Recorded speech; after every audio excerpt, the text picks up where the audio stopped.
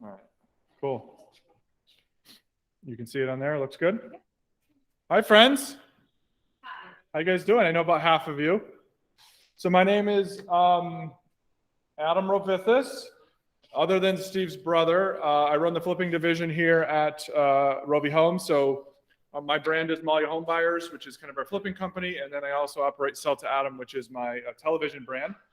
So I always like to start a little bit about myself. I'm married with 2 kids. My girls are 8 and 10. We live like literally not even a mile down the street from the office here. So headquartered here in Agawam. My office is right next to Steven's office. Before real estate, I was in life insurance sales for about 10 years. Did life insurance, disability, long-term care, that whole gig, and then became a licensed salesperson in 2016. Joined as the listing agent on the Rovi team. And bought my first house when I was in 2007, about a year after college. Had this great idea that I would buy a 3-bedroom, have 2 other roommates. They would come and pay rent. And basically after a month of paying me rent, they said, why am I going to pay you rent? I'll just go out and buy my own house. So I was stuck with a 3-bedroom. So I ended up flipping that over a couple of years, made a lot of mistakes. And so my background really now is flipping, investing, trying to really get into a little bit of the Airbnb. We just went under contract on our 3rd Airbnb down in Florida, so pretty pumped about that. And then definitely can help you guys on retail listings and some landlord stuff as well. So we'll go over an agenda here. Well, I put this up here because everyone thinks house flippers make a ton of money, so that's a cool gift. So here's the agenda. So if you guys, I'm hoping this is about an hour. So we're going to kind of break it up into 2 parts. The first is going to be kind of how I invest, how I flip. How do we market deals? How do we finance the deals? How do we get rid of the deals or hold on to them if it's an Airbnb? And then I'm going to go over 2 important calculators that I think will be super useful for you guys. The first is, kind of how to calculate a flip, right? And then the second is if I'm going to buy a multifamily, how do I calculate what I can expect for cash flow? The second part's going to be kind of fun too. I'd stick around. I'm hoping we can have some fun with that one, and we're going to understand rehab costs. So what I want to help you guys understand is if you're in a house and you know that the house needs a roof, I want you to have an idea of how to calculate maybe about what a roof might cost for the house that you're standing in, right? Or what does a renovation cost for a kitchen or a bathroom or putting a deck off the back? So we're going to go over 10 items there, replacing a water heater, heating systems, to hopefully give you an idea of a general rule of thumb so you're not just totally clueless on that stuff. And I'll point out some things as we're going along. So 2 parts, and then we'll leave room for questions at the end. So we're going to start out with marketing, right? How do we find deals at Malia Home Buyers? So I put a list together. I mean, typically it's either direct to seller, right? We're communicating directly with the seller, or it's already been published and the sellers raised their hand and said, we're trying to sell our house, right? So the right side is easy. The listed sources, they're already on MLS. They're on for sale by owner sites. I think everything syndicates to Zillow at this point, or maybe their house is on Zillow. So I haven't bought a deal off MLS in a while. It's become super competitive. So we don't really use MLS anymore. Sometimes the agents will bring me a deal, and I'll talk to you guys about how that works. Typically, if something's going to work for you on the MLS, there needs to be a value add that maybe you're not aware of. So maybe it's listed as a 2-bedroom and it's actually a 3-bedroom, or maybe it's listed as 1,000 square feet, but they're not including the 2nd floor, which is another 600 square feet. Something like that might make it work. But I'm finding difficulty finding deals on MLS, especially if I'm subbing out things. If you're a weekend warrior and you want to paint and put your own flooring in, maybe you could make it work. But for the most part, we're going direct to seller. So building relationships with centers of influence is important, right? So attorneys, and don't just think of real estate attorneys, right? We obviously all work with real estate attorneys, but there's a lot of attorneys out there that's real estate is a 2nd or 3rd avenue for them. And as an example would be like a probate attorney, right? So building relationships with attorneys that are dealing with probate issues, obviously working with other agents, working with wholesalers. Door knocking, that's old school, right? Literally knocking on the door or leaving a sticky note or post-it note saying, I want to buy your house. Driving for dollars, that's become popular. There's an app called Deal Machine that I'll chat with you guys about that allows you to make that a little bit more tech centric. So that's literally you're driving down the street and you see tall grass or you see a blue tarp over a roof, you know, going after that house just by you physically passing by it. Old school cold calling, whether you're doing it yourself or using VAs to do it. Direct mail, right? Sending them something to their house. Postcards, letters, flyers, sticky notes. Google pay-per-click, right? So that is kind of the ads that you see online where things start following you around the internet, right? You're searching for a new car and all of a sudden that new car is everywhere. We can do the same thing with real estate. Facebook ads is another one. Obviously advertising on radio and advertising on TV too. So the order of this, I kind of put in terms of how much it costs, right? So if you want to have relationships with attorneys, wholesalers, agents, if you want to door knock, if you want to drive for dollars, if you want to cold call, pretty inexpensive, right? For the cost of some gas money, you can potentially make some contacts with some sellers. And then obviously, as you go down the list, direct mail gets a little bit more expensive. And then of course, radio and television being the most expensive. So that's kind of how we're attracting sellers. We've done literally every single thing that you see on here. And then it kind of comes down to the operation that you want to run, whether you want to run an inbound type of flipping, investing, or an outbound, right? So inbound is putting things out on radio, on TV, sending letters and waiting for people to call you. Outbound marketing would be more of your cold calling, your door knocking, your driving for dollars. You're going to find the prospect versus them coming to you. So it just depends on, you know, what you're most interested in and what you have the staff to do. Obviously, if you're an inbound company, you have to have the ability to actually accept calls and be able to call people back. Whereas, you know, cold calling, you're calling on your schedule. So I wanted to go over some tech that can help you if you're looking to get into flipping. The process is super simple. Obviously, first, identify the motivated seller. 2, contact them, right? 3, make an offer. It is that simple. So how do we do that? How do I identify the motivated seller? 2 popular ones are PropStream and Batch Leads. Those are 2 online companies where you can go online and you can identify certain types of sellers, okay? So I've got some typical ones that you're gonna see here. Obviously, people that are in the middle of probate. When you do probate, there's probate filings, right? So you can go on this list and see, you know, who's in the middle of a probate process. They could potentially have real estate to sell. High equity in general. So if I go to a house and I can pay $100,000 for their house, but they have a $150,000 mortgage, that's not going to work for anyone, right? They have to have equity in their house for us to be able to buy their house. So you always want to be looking for high equity. Some other common ones are divorce situations. You know, typically there could be a house sale in there. Delinquent taxes, you can go to the county tax record, or a Batch Leads or PropStream will pick up on the fact that someone's behind on their taxes. They can pick up on the fact that there's been notice of defaults from the mortgage company. They can pick up on the fact that there may be fines from the city for tall grass, or maybe they're not paying their trash fees, or whatever the situation is. Most of the stuff is online, depending on your location or where you want to work. Like I know Connecticut, it's not as much online as it is Massachusetts. You might have to physically go to the courthouse steps and literally look through documents. So PropStream and Batch Leads, write those down. Second is Deal Machine. This is an app that you put on your phone that literally, if you're in front of a house, it knows where you are. You pull up the app, you select the house, and you can send a postcard right to the seller from the app.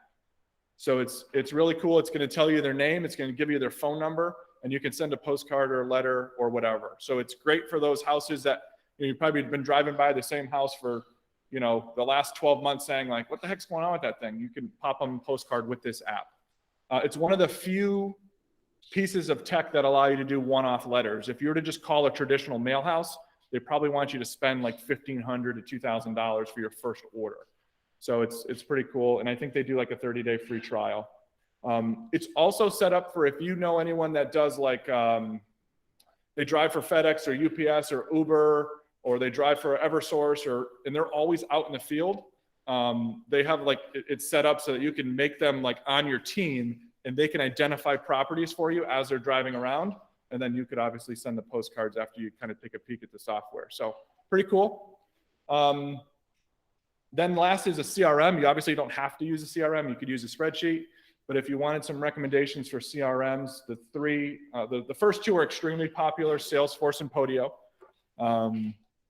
But for someone that's just looking to get started, like what I use, because I don't have a need for these massive CRMs, I use something called the REI Black Book. It's a few $100s a month. It's a pretty good CRM. I haven't used whatever we use here, but these are more investor-focused CRMs. They're going to bring in Zillow comps, and some of them allow you to do direct text messaging, all that stuff. So that's kind of how who we identify, how we identify them, and how we contact them with tech. Okay, funding. So how do we finance the deal, right? So we found a motivated seller. We agree on a price. How do we buy it? Okay, there's three main ways to buy a house. The first is probably obvious. It's cash, right? It could be liquid cash from your checking or savings account. It could be, if you're at a W-2 employee or something, you might have a 401k. Typically, you can loan up to 50% off of your 401k. Just be careful, because if you exit your company, you typically have to pay that loan back. So let's say you have $200,000 in your 401k, they might allow you to take a loan for 50% of that, or $100,000. But if you leave the company, that $100,000 has to get paid back. Those are retirement funds. Heloc stands for home equity line of credit. So most of us, if we've owned a home for more than 2 years, probably have equity based on the market and how crazy it's been. So if you have a mortgage for $150,000 and you think your house is worth $300,000, you can go to your local bank and say, I want a loan against my proceed or against my equity. Some banks will do up to 100%. Other banks will do 80, 90%. So if you've got $100,000 of equity in your house, you can go to the bank and they might give you a line of credit for, say, 80 to 90,000 or 89%, 90% of that 100,000. And they're going to secure that based on your collateral. As a side note, I would recommend getting a Heloc just for emergency cases. So as an example, a couple of years ago, I went to Key Bank. I got a 100% home equity line of credit. So I have access to like $120,000 at any point in time for any reason. I can literally go to the bank and get a check for 120 grand. So whether you're flipping or not, I always suggest doing that, because it's locked in for 10 years and they can't take it away from you. So I would highly, highly suggest that. I know Key Bank does some of the higher leverage ones, like up to 100%, and Heloc Credit Union and Polish National, I think they'll do like 80, 90%. Yes, sir. Nope, it's variable.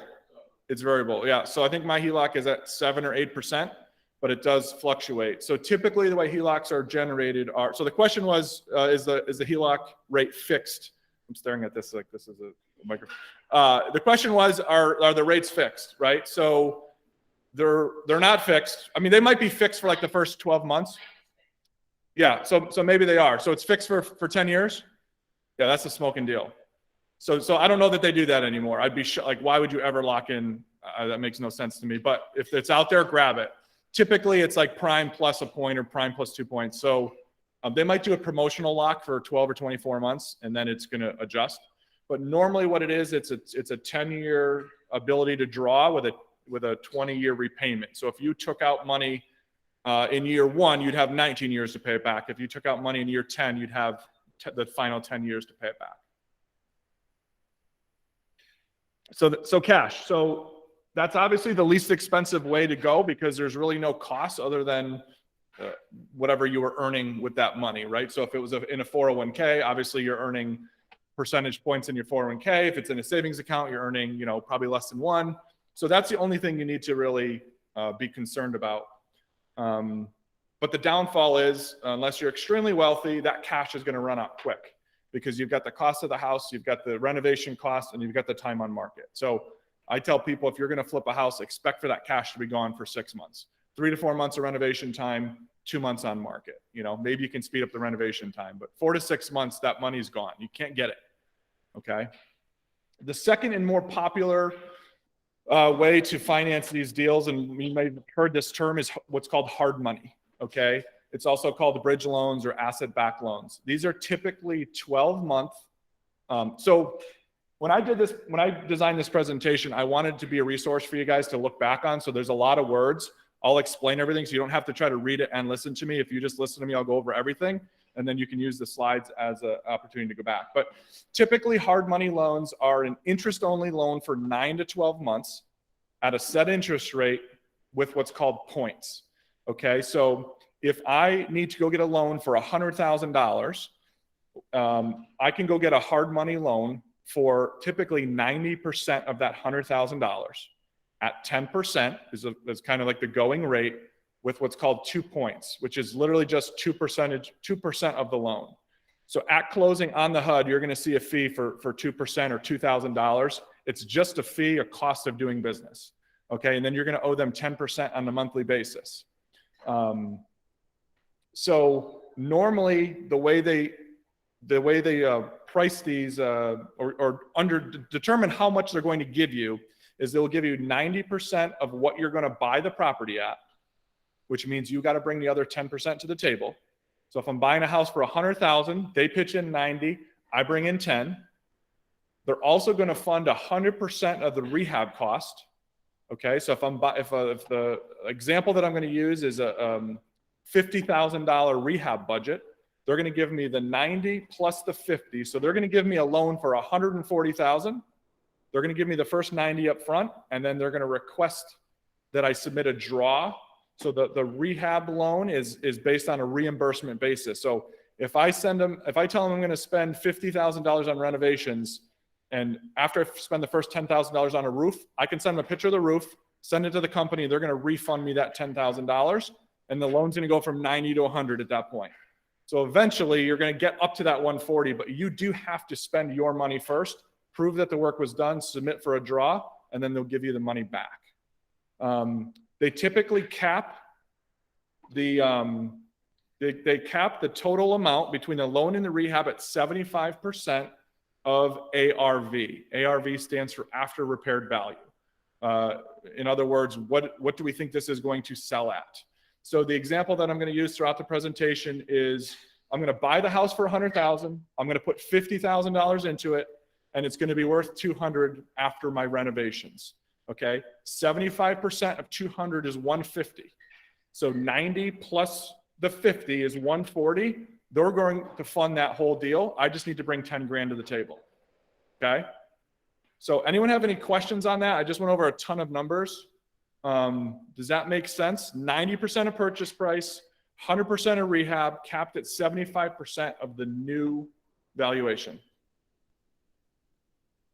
Either I'm crystal clear or no one's being honest. I just wanted to add, based on what you said about fund the rehab first. Yep.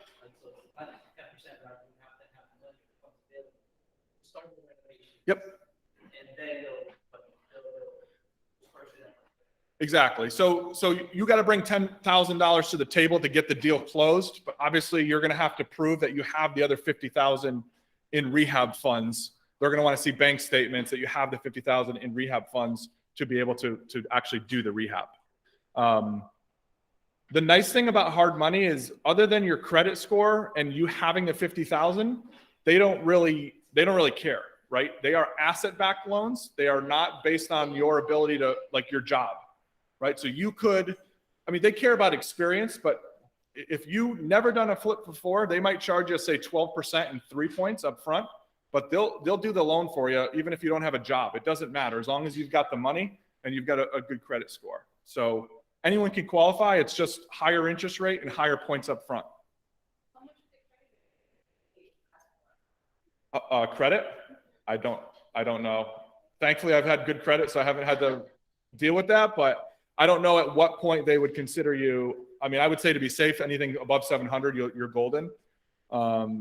I don't know in the sixes what they deal with that, but you can obviously work with a lender if you're under 700 to get it up. And the third is just a differentiation between hard money and what's called private money. Private money is you going to your friends and family and just asking for money, right? So you go to that doctor or attorney that's in your family and just saying, hey, I want to flip a house. I need 150 grand. I'll either, give me 150 grand, I'll give you 175 grand in 6 months, right? It could be that simple, that informal, no deed, no nothing. That's the difference between hard money and the term private money. So those are the three kind of main ways that you would fund a deal. Any questions on that? I feel like I'm yelling at you guys. I guess that's good for the microphone. All right, so disposition's important. Once we get the deal, that's great. But remember that those, one point on the hard money, that is interest-only loan. Okay, so at the end of the 10% that you're paying is just covering the interest. You still have a full principal, which is different than a residential loan, right? If you get a residential loan and you're paying $1,000 a month, probably 700 of that is going to interest, 300 is going to principal. So at the end of 12 months, your loan is, you probably have 3,000 or 4,000 knocked off. With a hard money loan, it's just interest only. Your principal does not deplete. So you obviously need to get out of the deal in 9 to 12 months because your hard money loan is going to expire. So how do you get out of it? I guess it's somewhat obvious, but you're going to put it on the MLS or you're going to sell it privately, right? Those are the two ways to exit out of it. Or you're going to do a long-term hold, okay? Now if you're going to do a long-term hold, you kind of need to know that up front because there's you have to get out of that loan, right? So obviously if you bought it in cash, you can do whatever you want with it. But you have to decide what you want to do. So let's say you bought a flip and you want to hold it, you have to refinance it into a 20 or 30-year product, okay? And that might be just like your traditional lease, right? So maybe you buy a 3-family, you get it leased up, you go to the bank, you say, hey, it's worth this much now, I want to refinance it. Typically, when you refinance it into a 30-year loan, you're going to want to have 25% down or 25% equity built into the property, or else you can't get out of it. The other thing you can do with a long-term hold and kind of what we're doing right now is doing short-term rentals, Airbnb, VRBO, and not necessarily just that, but you can do corporate housing. One of the things I'm trying to work on to benefit the brokerage is some temporary housing for those who have sellers that need a place to stay for a couple months while they sell their house and they haven't found a house yet. So a bunch of different exit strategies, but mainly it's either get rid of it, sell it, cash out, or if you're going to hold it, you got to refinance it because those loans are only good for 12 months. Any questions on that? Yes. Great question. So hard money loans. So the question was if the loans are in my name or an LLC. Hard money loans are in the name of the LLC, which I think is a benefit because it kind of stays off of your personal credit, right? So when you refinance them, you could either go personal, in which case you'd have to qualify just like you would on a regular loan if you were just buying a house on the MLS, or you'd have to qualify or refinance it into an investor loan. So, but they do make, like I just refied a property in Otis into a 30-year investment product. So that was not based on my personal credit. That was based on the Airbnb performance of the house in Otis. So that's a pretty cool product.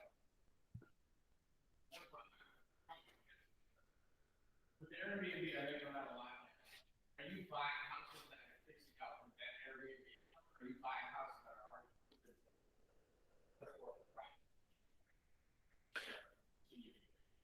Yeah. So the question was if I'm buying houses that are already renovated or if I'm buying fixer-uppers. The first two that I bought were fixer-uppers. I always want shag carpets. I want wallpaper. I want the place to look like trash because then I can build my own equity so that when I go to refinance it, I don't have to bring money to the table. I might even be able to get money back out of the deal. This one in Florida, it's already done. It's pretty much going to go straight into Airbnb on the day that I close on it. So my preference is always to find an opportunity to force appreciation and force equity. That way I don't leave any money in the deal. But, it's getting extremely competitive. Anyone that, the weekend warriors drive the price up because they're not hiring subs, right? Everything I do, I have to sub out, and that's more expensive than someone that is just going to weekend warrior it. So, all right. I wanted to go over something called the Bur Method. This is a really cool strategy. In a perfect world, you leave no money in the deal. So what the Bur Method stands for is buy, renovate, rent, refinance, and repeat.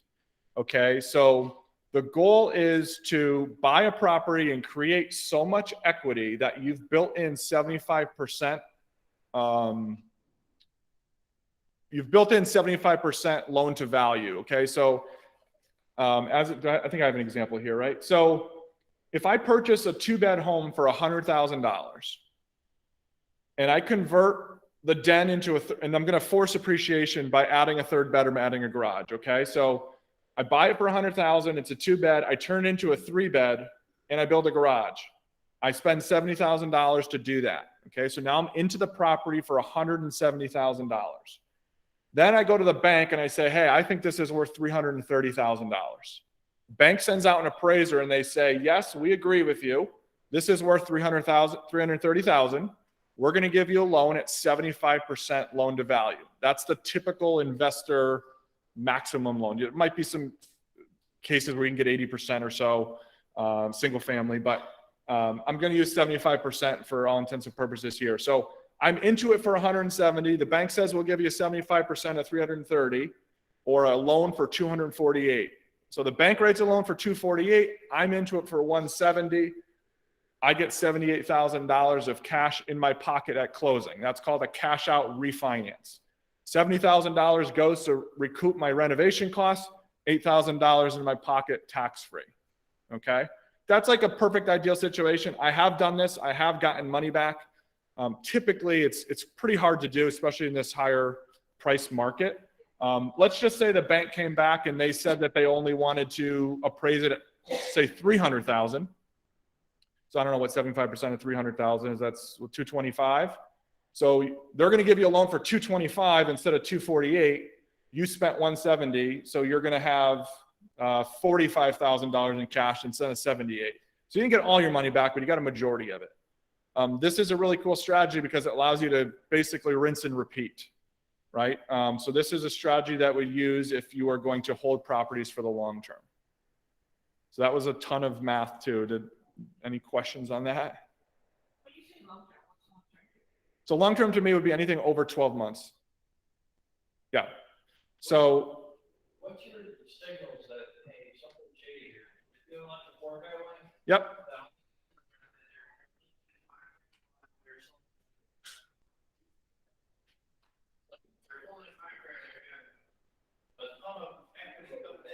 Yeah, cash flow.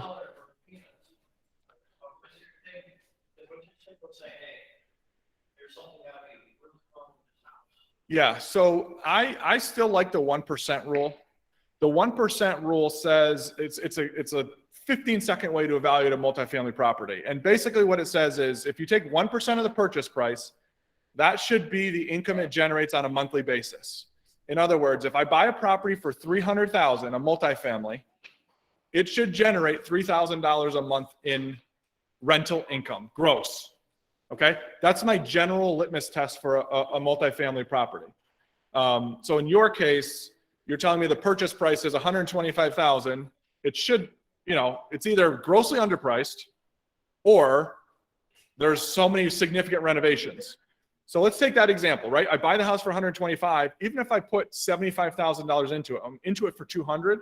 As long as it's generating more than $2,000 a month, I might do that deal, right? So I use the 1% rule as like a hard, fast way to try to figure out if it's even appropriately priced, right? If you go down to like a vacation area, that 3-family might be $750,000, right? So you're going to say, okay, that should generate $7,500 in income, but it's only bringing in $5,000 a month.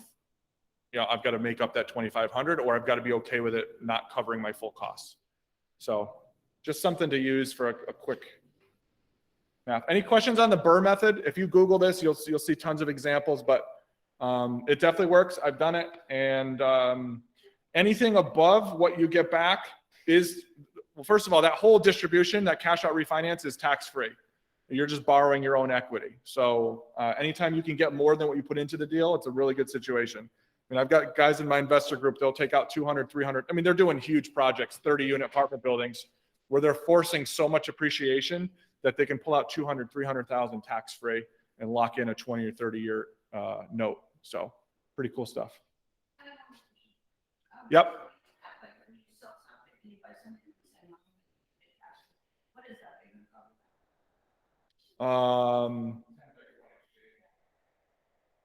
Yeah, so 1031 exchange is when you have, so a simple example would be if I bought something for 100,000, and I sold it for $300,000, I've got $200,000 of gain, based on whatever your tax rate is. That could be $50,000, $60,000. You can do what's called a 1031 exchange into what's called like-kind property. It's very, very lenient rules. Basically, just has to be another investment style property. So you could sell a 3-family and buy a single family as long as you're renting it. You could buy I don't know why there's random ATVs driving down the road. You could buy you could sell a 3-family and buy like self-storage. It doesn't have to be exactly the same type of property. But what you're doing is you're basically telling the government, I don't want to pay taxes now. I want to push that $200,000 gain into that other property. So you have to buy a property equal to or greater than what you sold. So if I sold it for 300, I have to buy a property for at least 300,000 or more. And then when I go to sell that new property, I would be hit with the tax gain. But if you don't ever sell that new property, you give it away at death, there's no taxes. That might be what you're thinking of. Yep.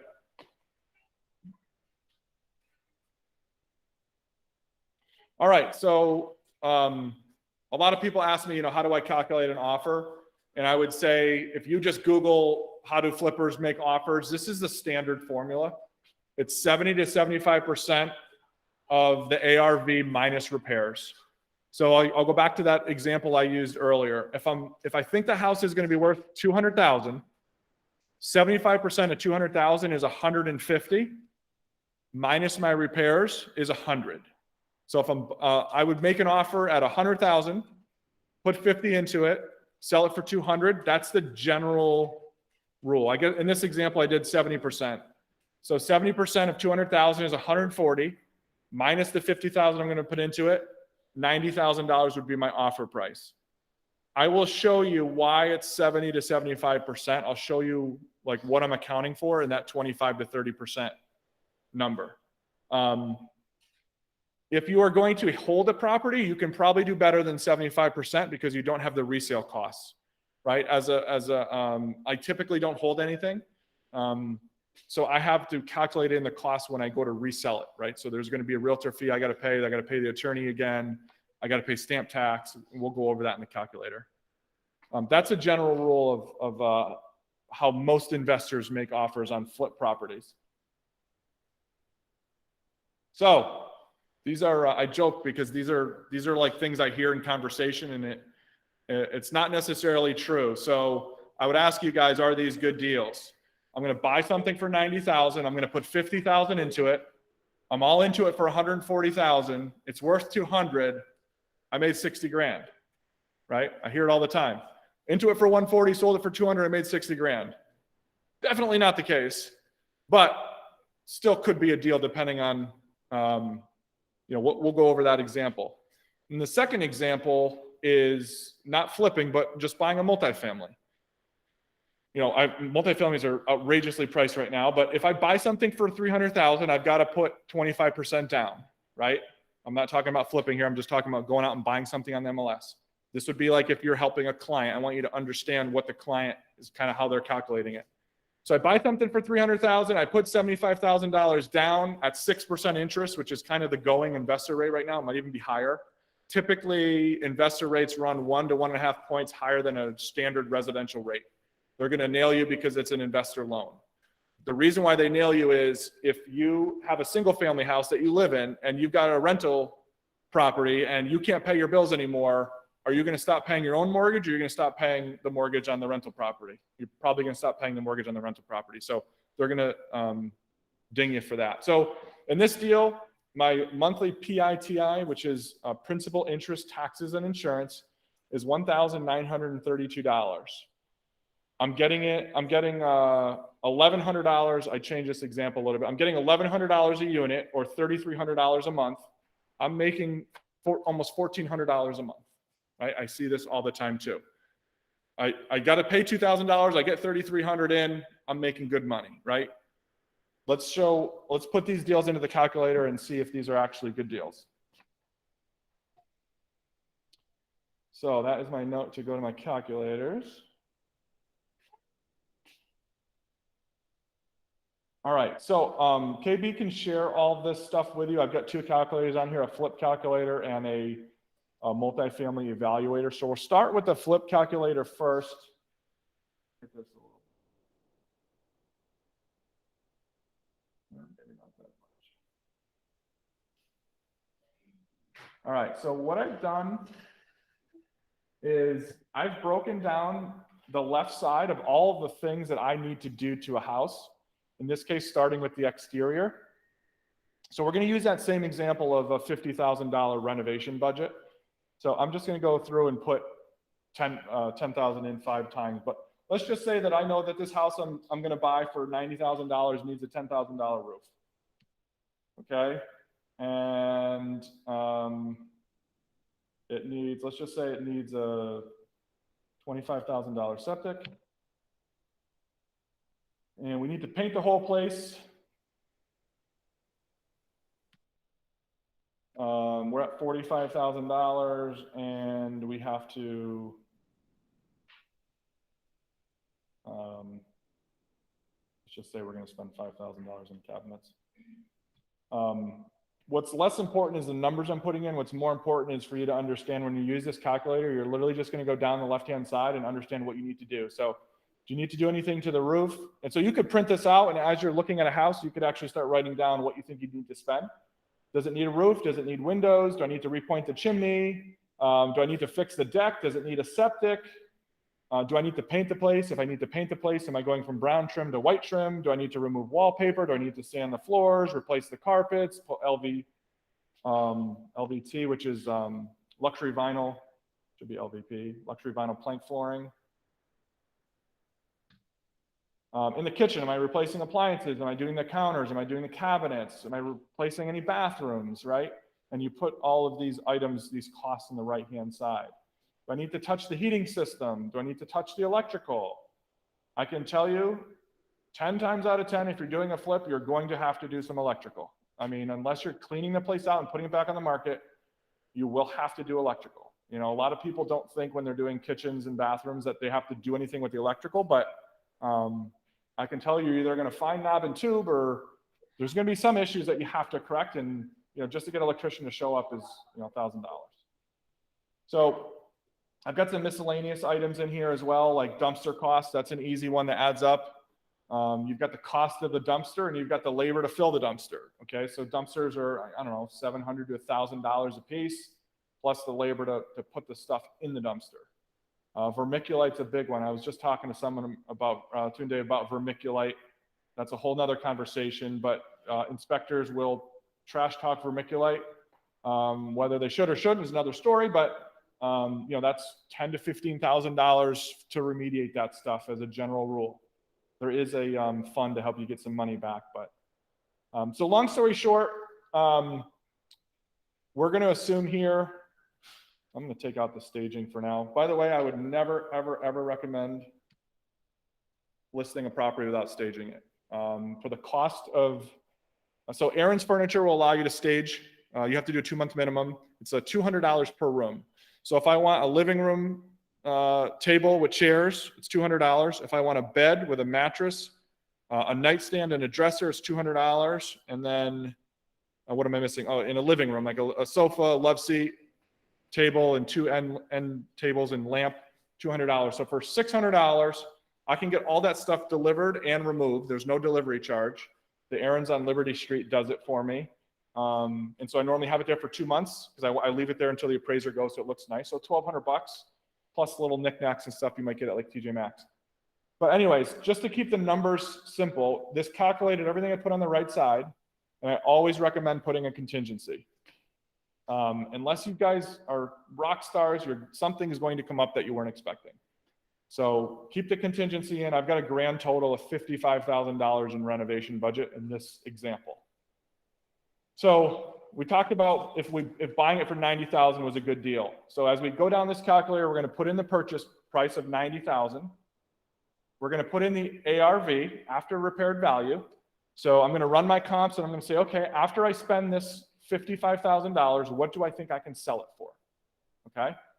I have a note here, just 75%, just so I kind of have an idea if we're close, right? So here's all the things that I want you to consider when you're flipping that are going to come out of the deal. Okay, remember, in the silly example of a first-time flipper, they think they made 60,000. I would argue they'll be lucky with about a quarter of that. So the first thing I do is I take out $2,500 to pay for the attorney fee, the recording fees that go to the registry, and title insurance, okay? Some people don't buy title insurance. I buy it every time. I don't think it's a negotiable fee. It's a non-negotiable. So I take $2,500 off when I purchase the property. Sometimes I'll offer to cover the seller's attorney fee. I would put that in here. I'm going to leave it out for now. If you're buying a condo, you obviously want to put the monthly condo fees. I've seen that mistake happen where people don't take into consideration the condo fees. We talked about hard money. So this example is going to be using hard money because I think that's how a lot of you would probably start. So I'm going to use an example of two points.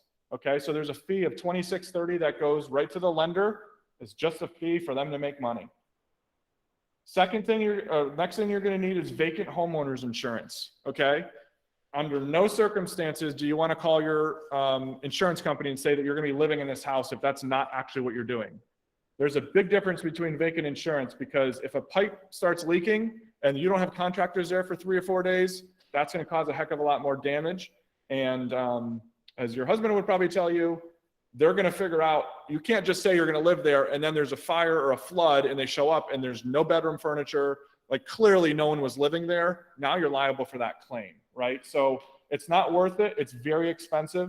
I put $1,500 in here as an estimate for just 6 months of vacant policy insurance.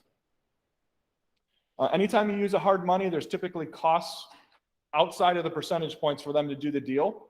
They're gonna, there's a cost for an appraisal. They're gonna send an appraisal out. They're obviously not just gonna give you money. They're gonna charge you a fee to underwrite the deal, and they're gonna charge you a fee either upfront or at every time you need one of those draws for reimbursement. So I put $2,000 in there, which is, you know, real numbers. Buyer's agent commission or buyer's premium. So we'll talk about the referral program we have at Malia Home Buyers. If I buy a property that you bring to me, I'll pay you 3%. But the other reason why I have this on there is I think Hubzu does it, where there's a buyer's premium that you have to pay when you buy the property. It can be substantial, so you don't want to miss that line item. I think it's, I don't know, 3 or 5% of the purchase price. So you can see here in a very, very simple example, I'm buying a house for 90 grand. I lose $11,000 just from purchasing the property. The next section here is to calculate basically the next 5 months of fees. So we're going to assume a retail exit here. So we're going to assume we're going to put this on the MLS in 6 months. So the reason why it's 6 months is 3 to 4 months to renovate the property, 2 months to find a buyer, assuming the buyer doesn't back out. So we don't see a lot of closing cost credits right now. So I left this at 0. 2 years ago, I would have put $5,000 or $7,000 in here. That's real money that comes off of your net sale price. I have a project management fee in here. That's something that you might not necessarily have, but that's a fee that goes to my project manager for keeping the project moving along. Next fee is the realtor fee. So obviously you guys are realtors. You're going to list the property and represent yourself as the listing agent. That does not mean you don't pay commission. You still have to pay the 2.5% to the buyer side, right? The person that brings you the buyer. So I would not skimp out on that. Don't, just say that I hope I double side it, or I'm going to do a pocket listing. Plan on spending the 2.5%, which in this case at a $200,000 sale price is $5 grand. Property taxes. So I'm planning on property taxes here for 6 months. So if the property had a $200,000 property, had $4,000 in taxes, I'm going to take into account $2,000 in taxes here. And then of course the attorneys aren't working for free. So I have to pay them when I go to sell the property as well. It's a little bit less expensive because on the sale side, I don't have title insurance. So I put it at $2,000. There's the attorney fee, and then there's also just some random recording fees as well. And then of course there's utilities at the property. So utilities are obviously the water that you're using. You probably won't use a ton of water. Maybe if you put a septic system in, you got to water the grass to get the grass to grow. You might use a little bit of water. Sewer, not going to be a big deal. Obviously, electric's going to be a huge deal. You're going to have a lot of machines running. And heat. Heat's a big one. I had all the properties I keep over the winter that were oil. Like that's a terrible bill when I get, a bill for $1,000 to fill an oil tank, and then I get another bill 3 months later for another $1,000. You want to make sure you're keeping track of these things. I put $1,500 in here as an example. And then you have the interest rate that the hard money company is charging you to give you that loan.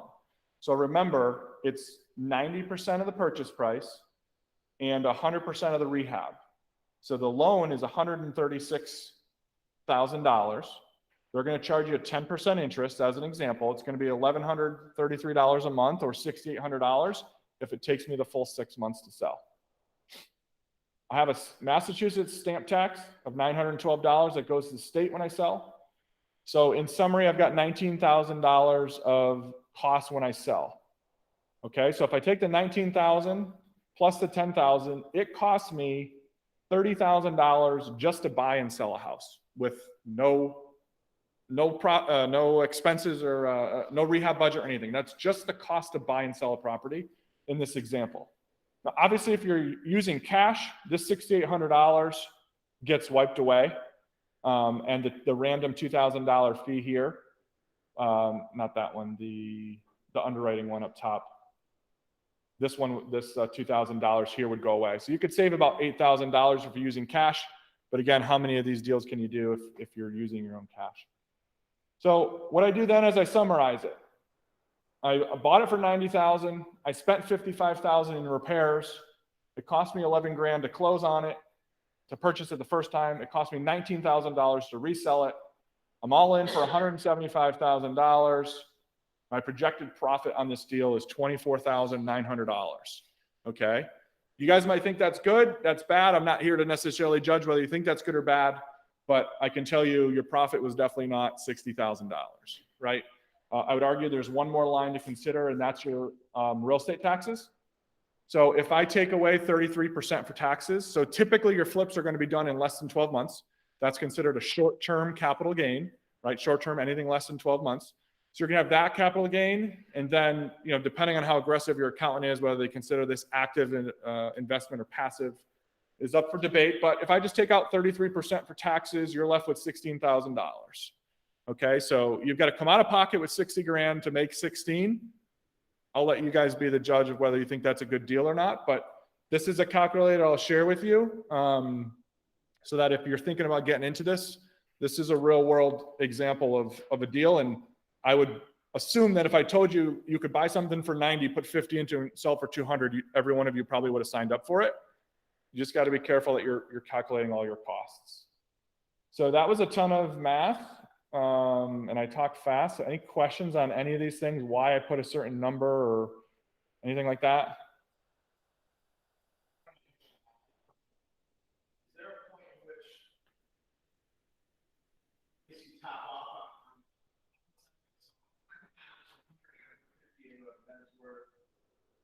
is there a number where it's can't get to 500,000? I can't think of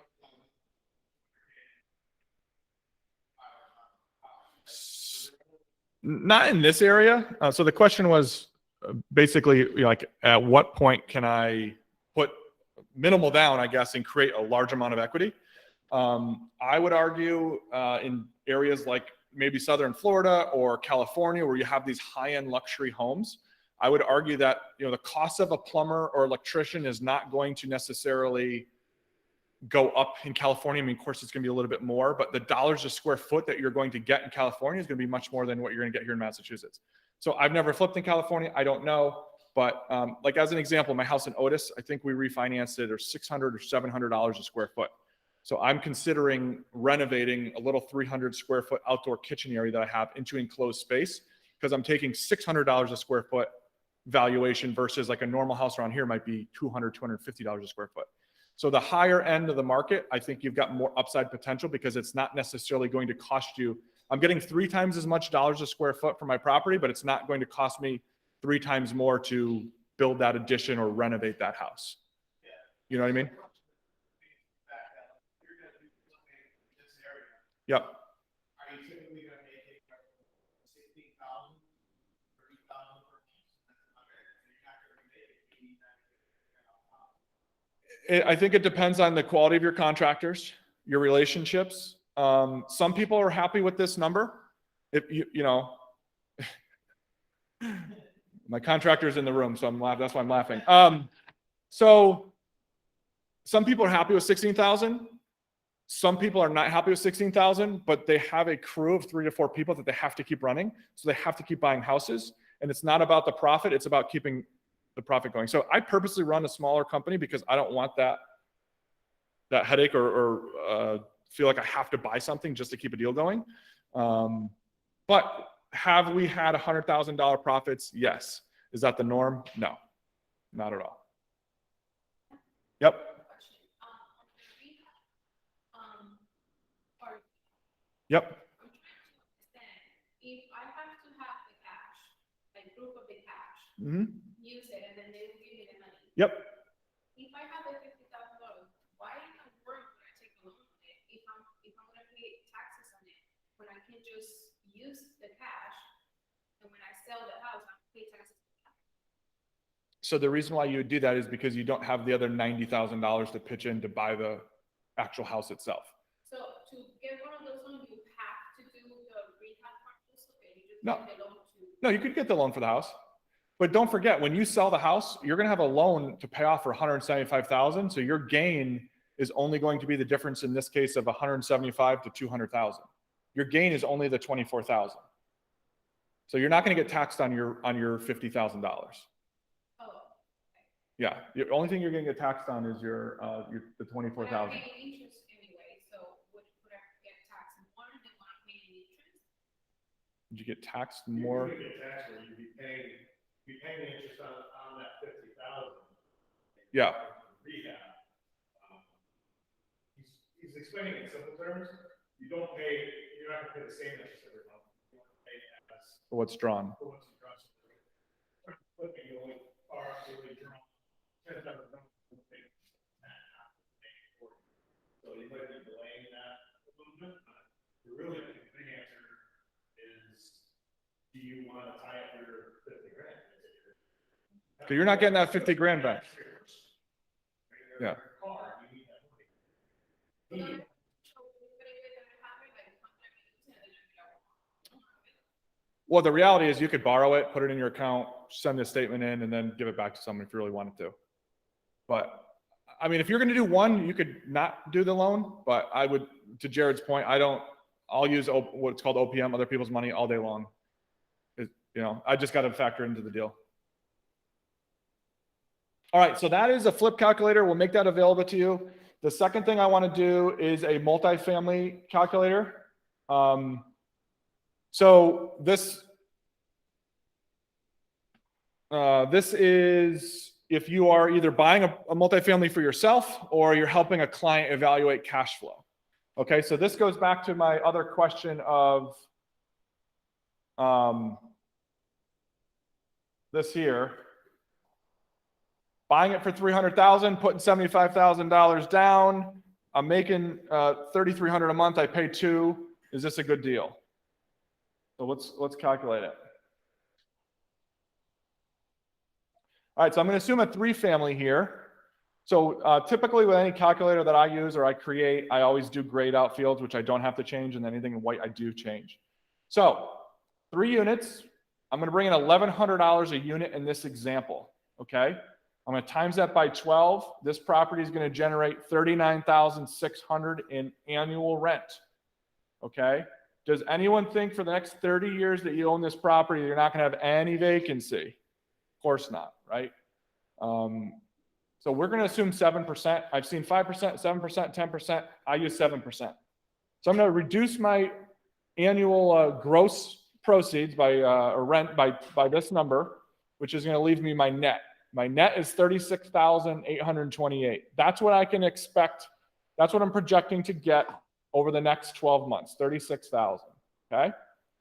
But I would argue that there's some other costs that you need to be concerned about. So, and by the way, this isn't just me coming up with this stuff. This is kind of industry standard stuff. I just want to make this calculator available to you. So typically, you're going to have to send a handyman to your multifamily at some point during the year. If you don't, you'll probably send them 3 times the next year. So what we do is we have a $500 per unit repairs and maintenance budget, okay? This is to take care of anything at the house that breaks, other than like stove and refrigerator. Just a window gets smashed, whatever, light bulb fixture breaks, anything like that that you need to fix. We know getting handyman out there is a nightmare because what handyman wants to go make $50, right? So it's going to cost you a couple $100 just to get someone out there. So we spend, we account for $1,500 per unit. Second thing we have to account for is utilities. Now, typically, when you have a rental property, you're not paying for electric, you're not paying for gas. The only thing you're really paying for is cold water. And then I would always recommend you have an owner's panel because that's kind of what you should have. So like I know in Springfield, I don't know if it's quarterly, but I feel like the water bills are outrageous. I had duplexes that were spitting off like $350 a quarter water bills. So you want to take that into consideration. I've got $1,700 here as an example for utilities that I'm responsible for over the course of 12 months. You don't have to pay the water. So the rule is you can charge for the water if you can meter it. So a single family, obviously easy because there's only one person living in it. So you don't have to pay for water in a single family. A multifamily, I can't even tell you the last time I walked into a multifamily, it had separate water meters. So in that case, typically the landlord pays the water bill, and then you just either are going to charge more of a monthly rent or whatever. But if you went and metered out the water on a two-family, you could charge for cold water. So when I say cold water, I'm saying that on purpose because obviously they're paying for the fuel source to heat the water to make it hot. Condo fees, again, obviously if you're renting out a condo, take into consideration condo fees, taxes.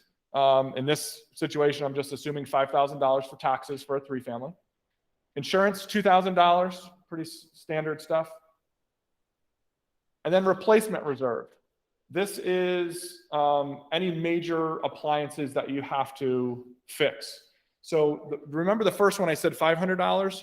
That's your big stuff. Your siding, your roof, your windows. You know, no one ever talks about what they're in 15 years, they got to replace the roof and that's $15,000, right? That's what that $500 a month is for. This $100 is for typically like the stove, the microwave, the refrigerator, right? Or like the hot water heater or something. Obviously in the Northeast, very important to make sure you're taking into consideration lawn care and snow removal, not just lawn care. So, you know, I don't know how many storms we had this winter. You're paying someone $100 to go plow your stuff and, you know, $50 a week to mow. $2,000 is what I have in here. All right, so next is property management company. This is an optional fee. Obviously, you could manage it yourself and save this fee. Typically, people get into multifamily investing for the passive income, right? The freedom of having a multifamily. You don't want to get any calls. So I would argue that while you might want to manage it yourself in the beginning to save some money, when you're running these calculations on what you're buying these things for, I would always include 10% because when you're 65, 75 years old, you probably don't want to be going to your properties anymore. So you want to have that calculated in. And then other expenses, I know in Springfield, there's a trash fee. If you have a large multifamily, you might even have to provide like more of a dumpster. That's like $150, $200 a month. So just make sure you're taking into consideration that. So $16,000 is the total expenses for a 12-month period that I'm estimating here. So my net operating income, if I take my total income, which was like $34,000, I reduce it by my expenses, my net operating income is $20,000, okay? That assumes that I did not have a mortgage and I own the property outright. So in this example, $300,000 is the purchase price. I'll go over the cap rate in a second. That might be a term you've heard before. I'm going to put $75,000 down. So I'm going to have a loan for $225,000. So at the bottom here, I have a calculator, which I'll show you in a second. But what I took care of, so you always want to take into consideration principal, interest, taxes, and insurance. This number here is just principal and interest for 12 months. Okay, because we already took care of taxes and insurance in the expenses section. Okay, so if I go down here, $225,000, 6%, 30 years, paying 12 times a year, $1,350 is what I have to pay the mortgage company. Now you're probably escrowing taxes and insurance, so it's going to be more, but we already took that into consideration. So if I take 1350 times 12, that's where I'm getting this 16,000 number.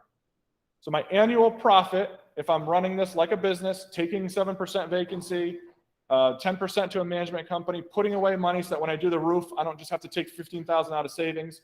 I'm going to net 4,400, 4,457 over the course of 12 months, or a monthly profit of 372. There's two numbers I want to go over on here for you. The first is the cap rate, and the second is the cash on cash return. You might hear these thrown out there, so I figured I'd go over them. Cash on cash returns, I don't know, somewhat self-explanatory. It's what is my return on the cash that I put into the deal? So in this case, I put $75,000 into the deal, and I got $372 a month back over 12 months, or $4,457. That's a 5.94% return on that $75,000. So I would argue that potentially if you could get more than 6%, then maybe your cash would be better served somewhere else. The cap rate, you guys have probably definitely heard that term. The cap rate is net operating income divided by the price. It's really more for commercial properties, but we have it in here. The way to think about the cap rate is, like, we used to look for double-digit cap rates, but those really don't exist anymore. But it's basically how much money are you getting back as a percentage of the purchase price. So in this case, the cap rate's 6.88%. So the easiest way to think about is if I bought something for $300,000, paid all cash for it, I'm getting 7% of that $300,000 back every year, right? So the higher that number, the better. If I put $300,000 in, I'm getting 10% back. That's better than getting 7% back. So it's a way to compare. It's really used to compare like multiple options that you might be looking at. But I wanted to cover it because it's a term that gets thrown out all the time. So the moral of this story, where I was going, is you didn't make $1,350 a month. You made $372 a month, right? Is it good? Is it bad? That's up to you guys to determine. The only thing I will say that this doesn't really include is your principal pay down. And what I mean by that is when you pay your monthly $1,350 to the bank, some of that is going to knock down your principal. So at the end of the day, that loan for $225 at the end of the first year might be for $221. So you are making that money in addition to your cash flow. But I hear people saying, I'm cash flowing $1,100 a month on this 3-family. You're really cash flowing $372 a month. Because you're not taking consideration in 10 years when you got to replace that roof. So, yep, exactly. So this is really a cash flow calculator to understand what you're going to make. So to ask you, you got to put $75,000 down to make $4,500 a month for the next 30 years plus appreciation. I'll leave that up to you whether you think that's a good deal or not. But I want you leaving with is you are definitely not making $1,100 a month. Any questions?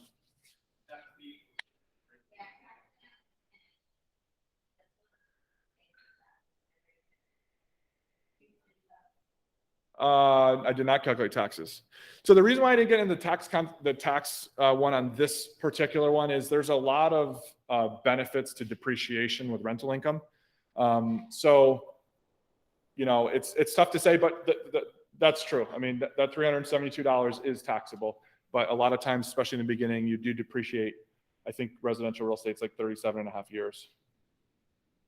All right. You guys are still awake, I feel like, so I'm not getting like too crazy, right? All right, cool. So no questions on that. We'll keep rolling. If you guys can't tell, I'm super analytical. I'm numbers driven, so if any of this stuff doesn't make sense, you're too embarrassed to ask me a question, definitely come talk to me. All right, so let's sum this up a little bit. If you want to get into this business, whether you want to flip, whether you want to be an investor, you have to have a strong arsenal of contractors, okay? If you just go and tell the contractors you're going to do a ton of this and you're going to send them a ton of business, they're going to laugh at you because that's what everyone's, I feel bad. I feel like I keep looking at you, but you're like in the perfect spot. So you got to have a good, strong arsenal of contractors and take care of them. right? You want to treat them like your own and that you're not better than anyone. The project is always going to take longer than you expect. That's just how it is, unless you're different than I am. To your point before, you still need to fund the down payment and the rehab and the holding costs. There are some specialty programs out there. I had one of the lenders call me and tell me he could do 100% financing. So there are some specialty programs out there, but they're probably not going to be available to you if you're a first-time investor. People always ask me, what don't I buy? The big ones are failing foundations, underground oil tanks, and occupied homes. In my opinion, there's just too much risk. There is a price that I would buy all three of those issues at, but for your typical 70%, it's not going to work. Numbers don't lie. If I give you these calculators and the number at the end isn't what you want, that doesn't mean you go back and make all the other numbers smaller to bump that up, right? I learned a term from the insurance world called responsibly aggressive. I love that term. So I want you to be conservative. You guys don't have a crew to keep going. So make sure it is a good deal, or as good a deal as you feel like you can get in this market. And make sure you have an exit strategy in mind. I'll figure it out is definitely not an exit strategy, because that 12 months will come knocking on your door faster than you know what. And obviously don't forget to calculate tax consequences on your profits. Yes, sir.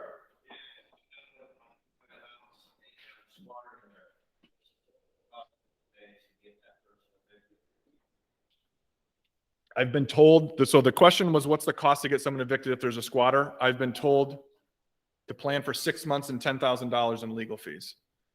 I think that's light. That's what I've been told, and I haven't done one because I'd rather just do a deal without an occupied home. But to answer your question, 10,000. Is it worth it? It all depends. What's the opportunity cost of your time? In that flip example, we made $15,000 out of taxes, after taxes. You'd have to look at how your real estate is doing in general, and how many houses you'd have to sell or buy in order to make that same 15,000. Is there more or less risk in traditional real estate? That's up to you. Obviously, think about how much time you would need to take to manage the project, and how many hours you plan on spending your own labor, and double whatever you plan on spending, because that's what's going to happen. Whatever your budget is, add 10%, add 20%. And then I would encourage you to identify your costs per hour as a real estate agent. If you just take an average, whether you're buyer heavy or listing heavy, think about how many hours you feel like you spend between emails, text messages, driving buyers around.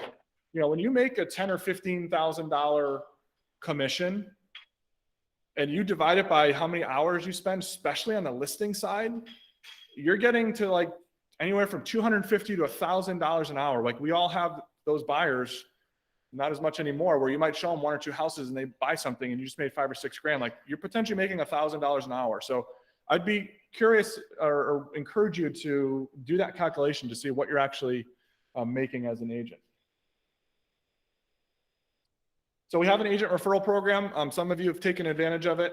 We will be your buyer. We want you to think of Malia Home Buyers as a buyer for you when you're out there. We pay 3% of the purchase price. So if you bring us a seller and we buy it for $100,000, we give you $3,000 up front. If it's on the MLS and somehow it works, and they're only giving 2.5%, we'll put the other 0.5% in to get you to 3%.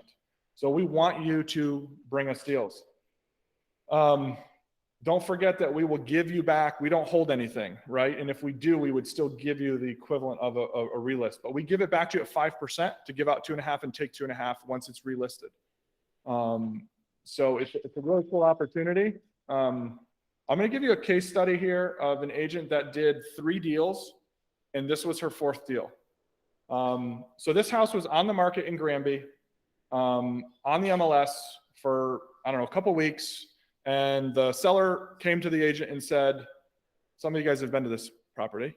The seller came to the agent and said, hey, I just need to get out of here. I'm going to buy 200 acres in Kansas. Like, just get me a fair offer. So I went in, actually originally said no to the deal, and then ultimately ended up accepting the deal. But just to put some numbers to it, we bought that property for $225,000. So we paid her 3% at closing. So she brought in 7750 in GCI. She also, in that case, because it was on the MLS, picked up the seller side on that one. So another 2.5%, 6750. And we are expecting to list this property at 450,000. So she'll get another 2.5%. So even if she just lists it and sells it at 450, she'll bring in almost $26,000 in gross commission. If she happens to double side it or pick up a buyer, potentially 37,000 in commission. So I tell everyone 99% of the time, the best move for your seller is to stick a sign in the ground and get a regular traditional retail buyer. There are situations where you want to bring us in, and in those situations, you will be rewarded handsomely for those. I tell everyone this: we don't force the seller to sign. The seller knows whether they are acceptable with the deal or not. So don't be afraid to bring us in. At least you can say you did your job as an agent and brought them a cash offer. If they say no, that's okay. But definitely continue to think of us as a resource. So some extra things that we can provide or that you can provide if you want to get into this business is taking care of some things for the seller to make it easy. So these are all things that we have done. We have put pods in customers' driveways and paid for them to be there and get shipped down to, in one example, was down to Florida. We will provide dumpsters for them to start getting rid of some of their stuff. We have prepaid for moving services. One case we moved the whole house. One case we just moved all the larger items. We'll give them upfront money for just slush funds. Sometimes people are in a really tough spot and they just need some money to just get by for the next couple months. We've provided first, last, and security to a new landlord so that they can secure new housing and we can purchase the house from them. You know, I told you that we won't buy occupied homes, but what we will do is pay upfront to help get that squatter out. So we might give, you know, $3,000 or $5,000 to the attorney so that they can get this person out, and then we can buy the home once it's vacant. We always do large earnest money deposits and instill confidence in the seller that we're going to actually buy the house, typically around $5,000. Almost every time we waive inspections. I can't think of a time we haven't waived inspections, and we always waive appraisals. So that's something you guys can do if you're looking to go direct to seller. It's something that we do that I want you to be aware of when you're talking to your seller. All right, that is a wrap on part one. Part two is going to be like 10 minutes, so it'll be a lot faster. Any questions on part one? All right. All right. All right. So I planned on playing a game here. All right, so let's do this. We got time? All right, I feel rushed.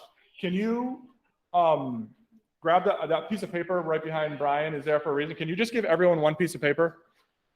You guys want to take like a 5-minute break? Or is people not going to come back? Let's do like 3-minute break. If you guys got to go potty, do whatever you got to do, we'll restart in 3 minutes. 3 minutes. There's 4 bathrooms here. Huh? Yeah. No. Yeah. That one was a rare one. Yeah, normally not.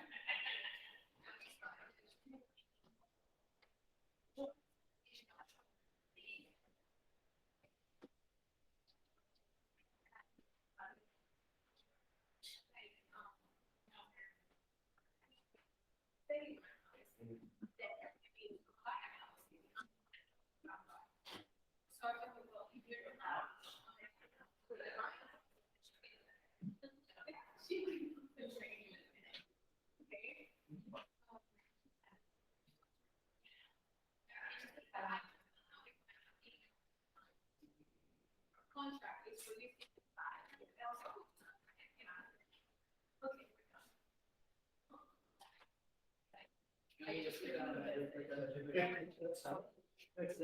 A lot to it.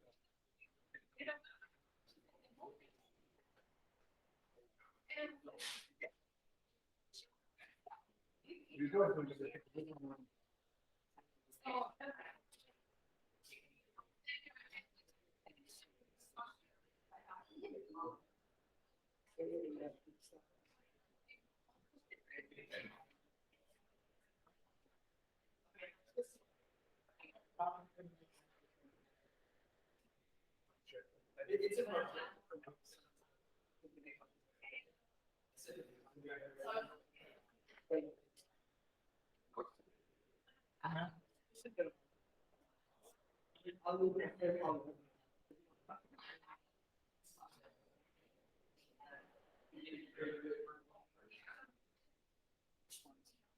Oh, I seen it on TikTok or TikTok or Instagram. Oh, you're putting on. Really big stuff.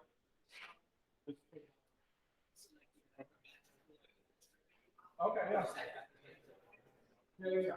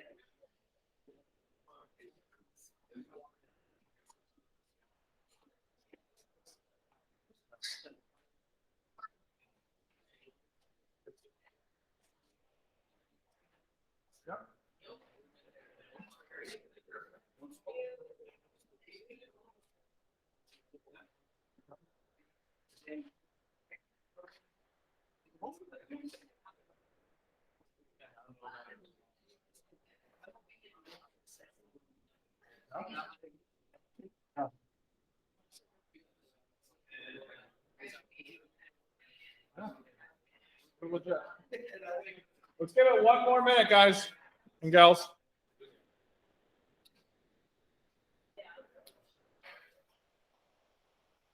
Yeah. Yeah.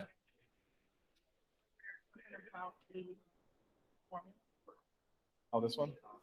This one?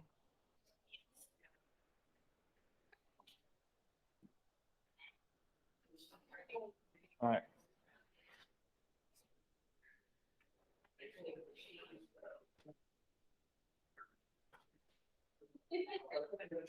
Maybe I need your help. All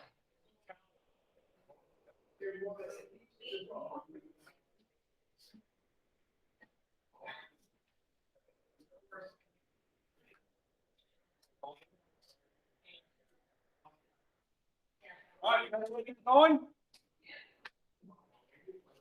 All right, so I've got a really, really simple thing for you to do. So those of you guys at home, you can play too. I want you to take a regular piece of paper and I want you to fold it in half. so that you have 4 pieces. And if you need something to write with, I can get you a pen. Jared, you cannot play. Patrick, you need a piece of paper and a pen? You have a pen too?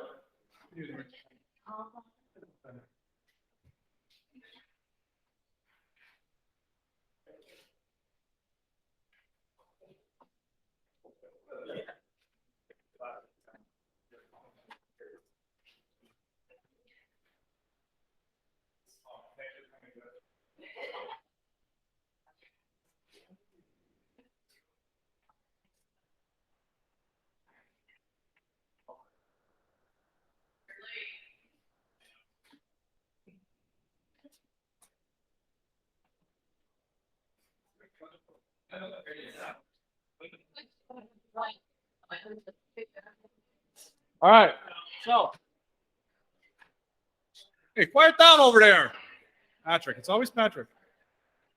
All right, so everyone took their piece of paper and folded it in half. All right, so what I want you to do, you have 4 sides, if you will, because you have it's in half. So I want you to, basically I just want you to write down the letter A on one side, B on another side, C on the other side, and the last one's going to be blank. So all you're basically doing is creating something you can hold up that says your answer. So all you need to do is be able to show something that either says A, B, or C. Can you see the people at home? Are you serious, Veronica? Was that you? Oh. Just, you fold it in half like 5 times. You get 8 squares. You should only have 4 squares. All right, so just write A, B, and C on 3 different sections of your paper that you can hold up. Okay? How many people are online? 20? I'm trying to play a game here. We'll see how this goes. A bunch of realtors. All right, cool. So you'll be able to do that online. All right, so everyone, huh? Because I want to play a game. All right, so all I'm going to basically do is put an example up on the board, and I want you to show your answer when it's time to show your answer, and we'll keep track and see who's the smartest in the room. Yeah, so the only thing, after the first one, we'll see. All right, so do not talk with your neighbor. The first question, I think there's 10. So if you get 7 out of 10 right, you got a 70. That's like a C, 8 out of 10. What is the average cost of a typical window installed? So, huh? All right. So the reason why I want to bring this up is you are in an appointment with a client and they're like, oh, I'd really like to replace the windows. How much is the window? And you're going to say, I just went to this training and the guy said it was what? So I want you to hold up your answer. And if your answer has an X under it, you have to put your paper down. Okay? See if I did this right. B's got to put their answers down or whatever. So the correct answer is A. So how many people had A? $500 a window. All right, so the goal was, KB, for you to actually tally it, but maybe if you guys want to just tally it on your own, we'll use the honor system here. Yeah, we'll write an honor sign, just like 1, check. If you get the next one wrong, X, and then at the end we'll see. We'll do like that game where everyone stands up, and then if you're like 5 or, sit down. Do like weddings. All right, that was a layup. So that's a vinyl replacement window. That is taking out the old one, disposing of it, and putting a new one in. By the way, everything that I'm doing here, I've done in a property, and the contractor here at Orange, Modern Home Improvement, Jared Hamry, has done it, can do it all for you as well. Yeah, includes the cost of window. Now, so I'm going to try to give you a little extra when I can. This is the basic bare bones white replacement window. Builder's grade, right? Now there's probably not a lot in whatever the thickness of the window, but when you drive by those nice fancy houses and they've got like the black windows now, it's getting really popular. Those are probably closer to like $1,000 to $1,200 a window. So I'm giving you these to give you some sort of an idea, but just know that this is always going to be kind of your entry level product. Okay. So, kitchen. So I'm going to clarify here, okay? You walk into a kitchen, it's a 60s house, and your client says, I want to redo the kitchen. We're going to take the old kitchen out, we're going to gut it down to the studs, we're going to keep everything where it is. The electrical is going to remain the same, the plumbing is going to remain the same. We're not moving the sink from here to there, we're not moving the fridge from here to there. We're just kind of taking everything down and putting in a new layout, okay? So we're just reconnecting things, but we are gutting it down to the studs. What is the average cost for your basic kitchen, just reconnections? So you have three choices, 15, 28, and 35,000. All right, so let's find out. Definitely not $15,000. That'll get you maybe the kitchen cabinets and some appliances. 28,000 would also be incorrect. The correct answer, now keep in mind this includes the new cost of building materials, is $35,000. Yeah, but that's new kitchen cabinets, new countertops, new appliances, new sink, new flooring, painted.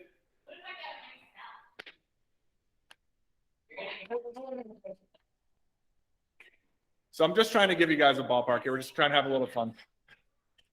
So 35 grand as a starting point for that. All right, question 3, roof. Now this is, I'm going to do a little education here. So when we talk about roofs, we talk about something called a square, okay? Does anyone know, we have to raise our hands here, what a square is in a roof? Like what dimension a square is? Square is 100 square feet, or in other terms, 10 feet by 10 feet. So if you're staring at a house, it's literally, if you think 10 feet over and 10 feet down, that square is 1 square, okay? So this is an average cost of a roof per square. This is, good question. So this is stripped, but this does not include replacing any plywood. So plywood is a super variable cost. Obviously, if you have some rot, we got to replace plywood. That's $100 a sheet. So I'll show you how to kind of calculate a square. And this also assumes, I've got 2 pictures up there on purpose. One is your standard 3-bed ranch. You know, it's got 1 peak, very, very simple, not a lot of waste. You've obviously got a very nice home on the right. It's got a lot of peaks and valleys, and you got to put ice and water in certain places and ridge vents and all this other fancy stuff. Obviously, this bare bones price is not what it's going to cost to do that roof. It's going to be the one to the left, your standard ranch. All right. $400 a square would be incorrect. Oh, all right. Well, now you got a 50-50 shot. 50-50 shot. Well, you're holding up all 3 letters. All right, we're using the honor system here.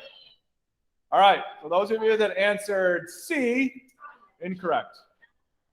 Correct answer is $600 per square. So I learned a couple tricks today when I was putting this together.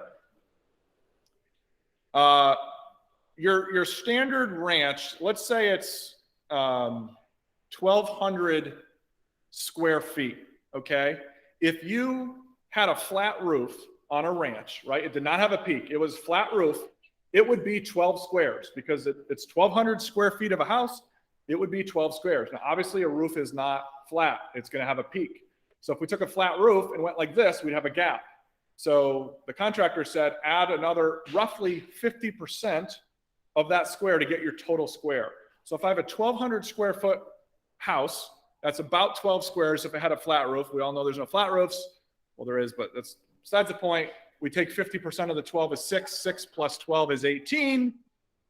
This ranch is about 18 square. So have you guys done a field day at Nevins in Longmeadow? No? It's your standard, wait a minute, I thought oh, did I go by it? Okay. So this is your standard, this is a project that I'm flipping in Longmeadow. It's a 3-bed ranch. So you can see here that it does have a little, like, I guess we call it an L ranch, a little back extra living room. But this is 18 square here as an example. So if we take 18 times 600, I think the math is 10,800. if I remember correctly. So bare bones, no plywood needed, strip it down, new layer. You're talking about $11,000 on this house as an example. That's architectural shingles, a little fancier shingles. Any questions on that? All right. Next, your client loves the house, wishes it had a 2-car garage, and they say to you, how much is it going to cost me to put a 2-car garage on this property? Standard 2-car garage, concrete floor, you know, nice 2-car garage, but nothing special, detached in this case.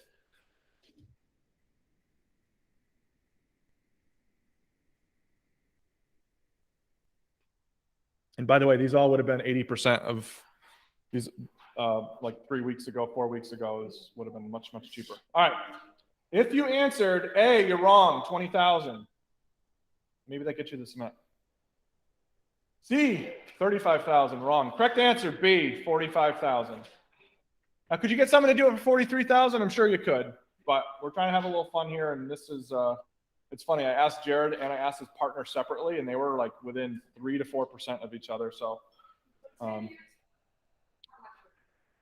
I don't know. You'd have to ask him. Probably between 20 and 25. Yeah. So that's a great point. Is like we are not 10 years ago, and I don't say that to be facetious. I say that to mean like building materials have come up, contractor prices have come up. You know, if you did something 10 years ago, that's not the cost of it today. It's like everything is getting so expensive. And that's another thing I would caution you on when you are running your flip numbers is like things are expensive. That's kind of the point of this a little bit. Yeah, a great point, right? So this is, you know, but all right, bathroom. So this is a 2-part question. There's only one answer, but 2 parts. The reason why there's 2 numbers is this is the estimated cost for a half bath and full bath gutted to the studs. So similar to the kitchen, we're not moving the tub from here to there. We're not doing anything other than ripping all the drywall, putting the drywall back up, putting the shower or tub where it was, putting the toilet where it was. We're not reconfiguring any plumbing or electrical. We're just replacing what it was with nice new stuff. So the first number represents the half bath. The second number represents the full bath.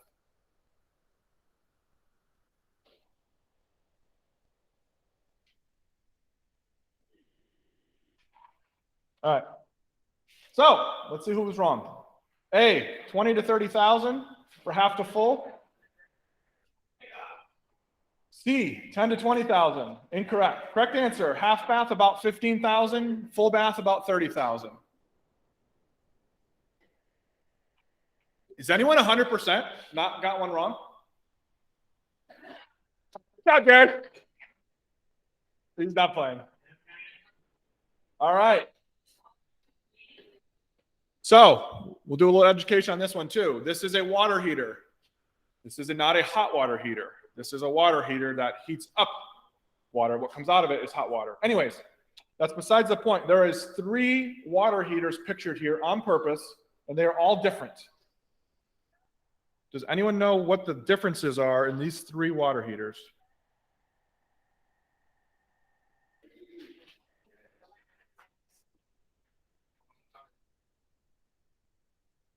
Close enough. So the 3 water heaters pictured here are electric, which is the one in the corner. Okay, how do I know that's electric? Electric does not produce toxic fumes, so there is no venting here. It's just an electrical cord and hot and cold coming in and hot going out, right? To the left is a gas, or you know, it could be propane, or I guess it could be oil too. Some kind of burning mechanism where you need to vent out the water heater. That's pictured here in the top center. And the bottom right is a water heater that's called a ProVent. This is basically a power vent. ProVent is something else. Power vent. So what this does is it forces the air out. Like if you've seen these big white tubes going through, like PVC pipes, it's forcing the exhaust out. So typically, a gas water heater like this one here is vented into the chimney, okay? I've got a house in East Hampton that I want to redo the roof and get rid of the chimney so I can make the kitchen bigger. So I cannot vent anything into the chimney because the chimney is going away. So I have 2 options. I could put electric in, because you could literally put it anywhere because there's no exhaust issues, or I could do a power vent and vent it out the side of the house. So that's your little, it could be any fuel source. Well, it'd have to be something combustible. Are they, when they put in the water heater in, are they required to talk to If you go into a chimney, the chimney has to be inspected to make sure that it's acting properly. That's all. Especially chimneys with the power vent is a natural gas or a propane, not oil. Not oil?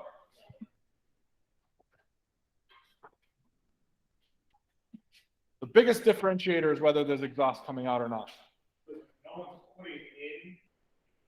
No one's putting it in. Yeah, so what Jared's saying is you're not going to put in a chimney vent water heater. All right, here's a loaded one, baby. All right, so on the left is the different versions. I didn't have an oil one here because it really doesn't matter. Well, I don't know, what would it look like on the top with oil? It looks similar to the gas. With the It's gonna be a bigger pipe on top. It's gonna be at least 6 inches. okay. So you gotta get a roller out, 4 inches, 6 inches. Okay, I'll leave that one alone. All right, so under each letter is the cost for a water heater swap. 40 gallon. So it's important to understand that this is a swap, right? So, obviously if you need to move the water heater for whatever reason, maybe you're redoing your basement and the water heater is in a terrible spot and you want to remove it, you got to rewire the electric.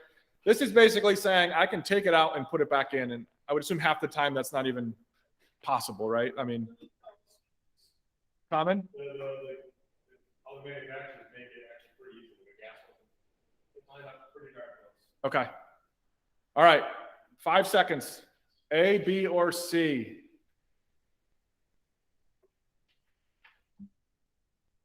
C, incorrect. B, incorrect. A, correct. Is anyone trying to guess based on what I haven't, like the order that I haven't put it in yet? Because I did all these and then I just jumbled them up so that you guys couldn't do that. I didn't put that in there to not confuse people, but the question was, how does it compare to tankless? Hold on. Oh, Tanks should probably be $3,000. Because you're totally moving it. You're moving the pipes, you're moving the exhaust, you're moving the electrical. Basically a brand new install. The nice thing about tankless is, in most places you can get a rebate. I mean, you put them in for $3,000, you get $1,200 back. The problem is, most people don't do it preemptively. They do it like your water heater shits the bed, and you don't have the time to think about putting it in tankless because it can take 2 or 3 days versus a couple hours.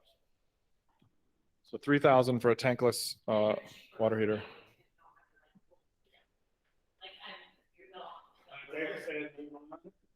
Except that I've had many people tell me that their gas bills were the same or more because themselves, their wives, their kids can now take 45-minute showers and it doesn't stop. So, go ahead. Is there any truth to the matter with the AC washers that they pulse, Yes. that it's using a lot more? There's ways around it. There's ways to put these little holding tanks with 2 gallons of water in so they won't do it. There's ways around it. So I didn't realize this until a couple months ago, but obviously on demand, you think, okay, I turn the water on and it's hot right away. I mean, obviously if there's cold water in the line, that has to get replaced, but it is nonstop hot water. We have a hot tub at the house up in Otis, and I literally filled the water completely up to the top, and it was still like, it wasn't crazy hot, but it was like hot enough to take a shower in.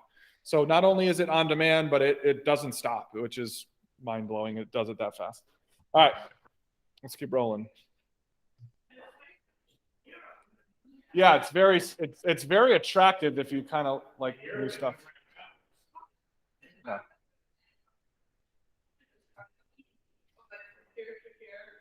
Yeah.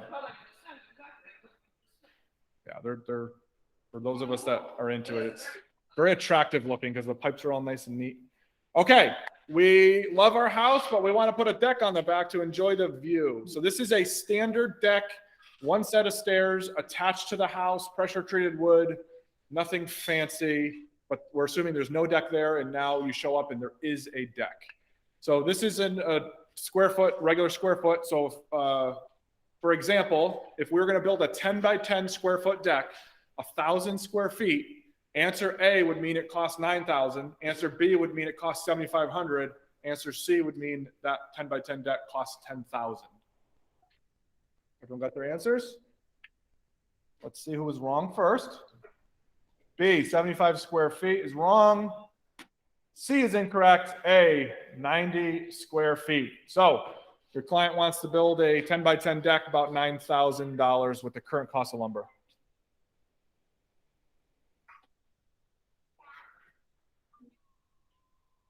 All right. This one's a wildly ranging number, you know, but I wanted to give you something. So you walk into a house and your client says, I'd love to get this house painted, right? What is the cost per square foot for a painter? This assumes that you're doing everything, walls, ceiling, trim, not a ton of prep work. You're not patching holes, but the whole place is getting a paint job. So if it's a, you know, whatever, 2,000 square foot house, you could do the math. You know, 12,000, 16,000, or 8,000. All right. A, incorrect, $4 a square foot. B, incorrect, $8 a square foot. For rough estimates, we'll use $6 a square foot. It's kind of what I use. Obviously, if you have wallpaper that needs to be removed, that is another 2 or 3 days for the painter, so a little bit more. Septic. This one's all over the place, to be honest with you, but we came up with a number that we thought was appropriate for you guys to at least be using in the field. So what is the going rate for a full septic replacement system? So you buy a house, Title V fails, or you're selling a house, Title V fails, they need to put a new one. You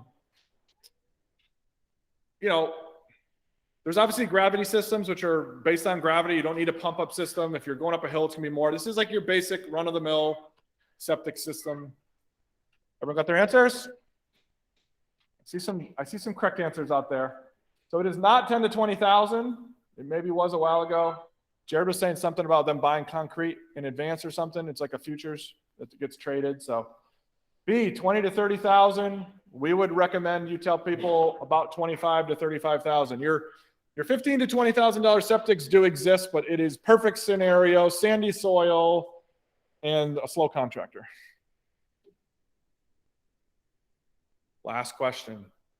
It's not double or nothing. Maybe it should have been.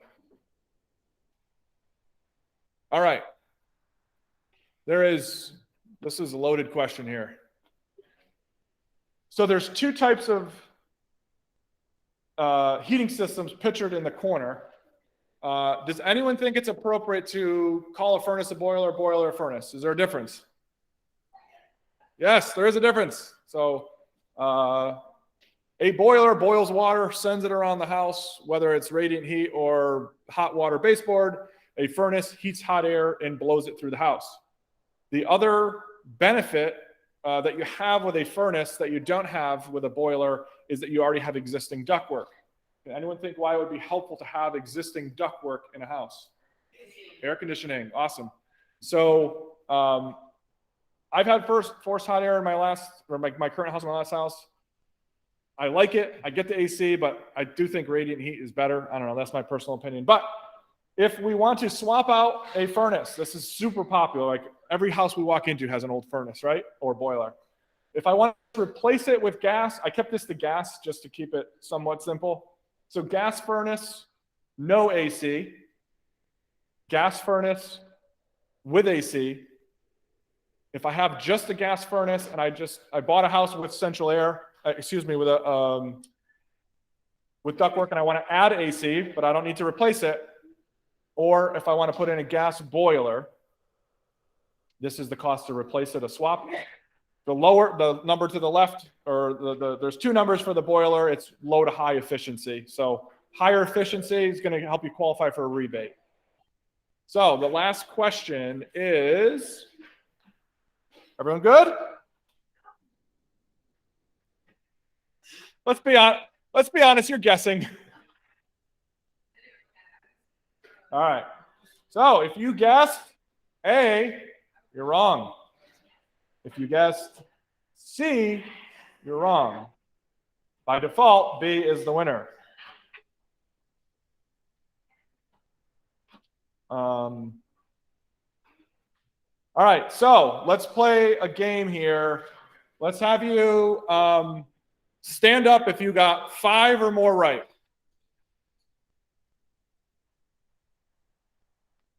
All right, stay standing if you got 6 or more right. A little suspicious. 7 or more. Are you still standing, KB? Or you got 7 or more right? Did anyone beat 8?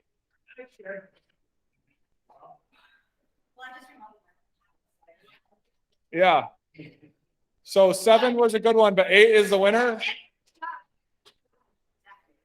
Yeah, that's okay. Did anyone respond online if they beat?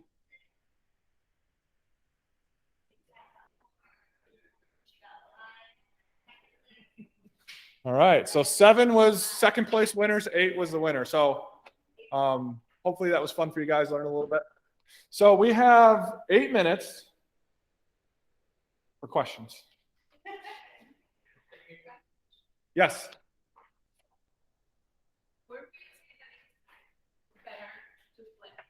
Where?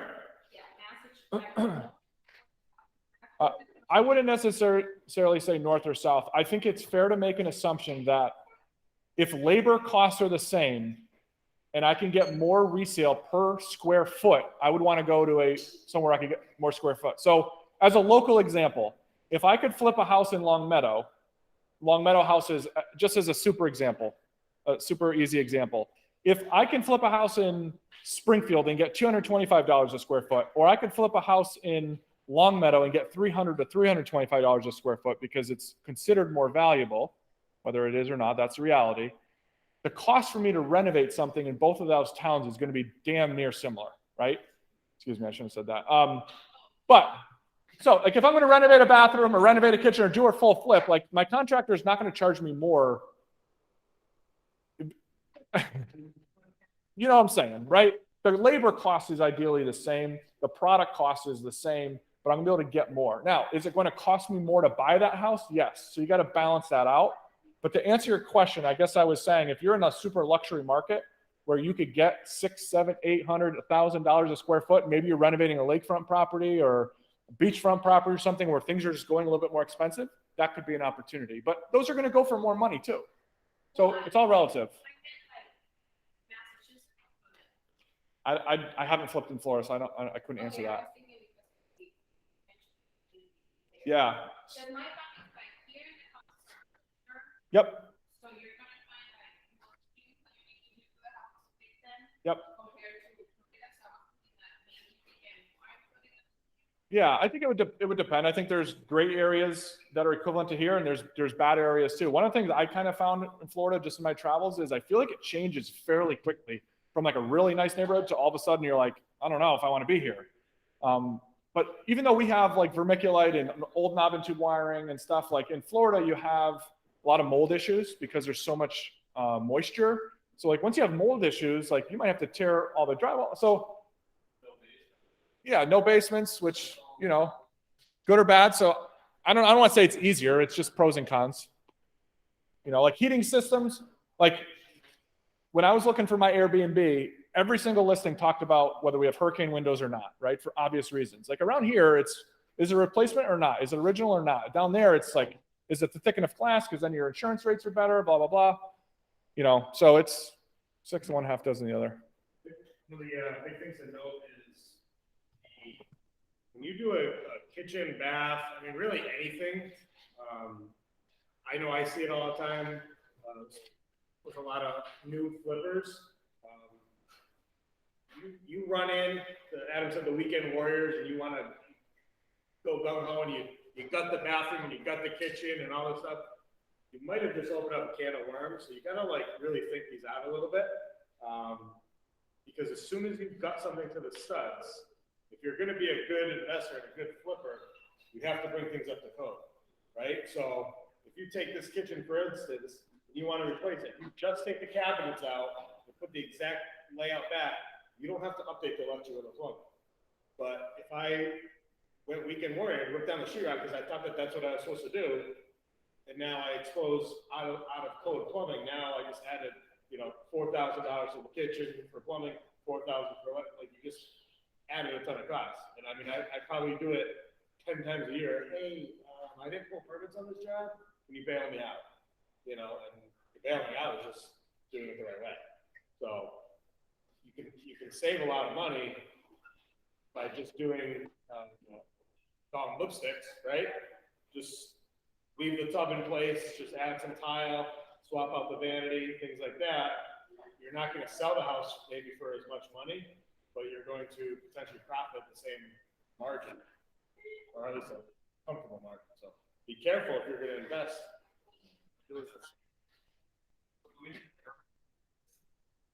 Technically, yes. Technically, you need a permit. Hold on, Joe, let me replace it. Hold on, Brian, let me just make sure everyone online knows. So the question was, do you always need a permit, or kind of like when do you need a permit? The answer is yes. If you talk to the inspectors, they're gonna laugh at you if you pull a permit for swapping out a toilet, or swapping out a faucet. The only thing that a homeowner, can do is replace like the washers in a faucet, or minor repairs. Anything beyond that, but listen, we're not gonna say anything and tell you that we pull permits to swap out a toilet, right? But I know I can attest, sure Adam can at some point or another. There have been times where we have maybe decided to not pull permits, and it has bit us in the ass, where we just do it the right way now. Yeah. The only thing that permits do is it slows down your timeline. Yeah, the cost of the permit is usually very minimal. Yeah. It's based on your budget that you put down, which you put down. So I don't know, under $300, $100 to $300 for the permit costs, and you might have to do things the right way. But inspectors are going to tell clients to ask if it was permitted. It's just not worth it. Yeah. Yeah. And you'll never get that back.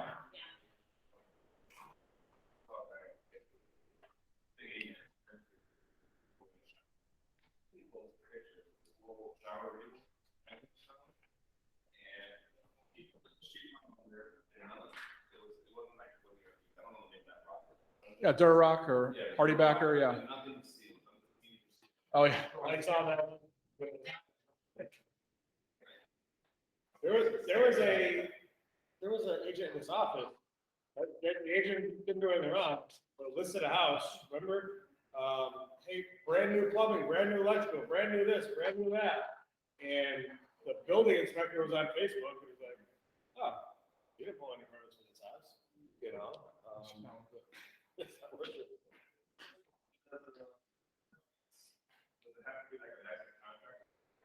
The question was, does it have to be a licensed contractor for permits?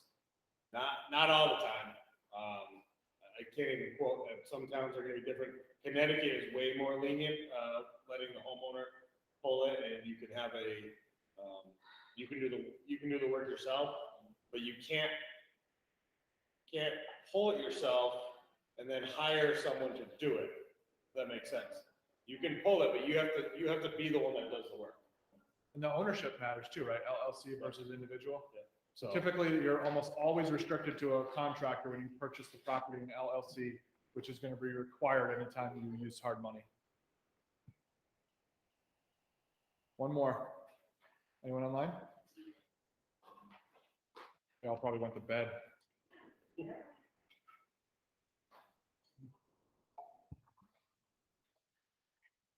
Come on, someone's got to be thinking a question. You're like, I don't know if this is a stupid question. Yep. Yep.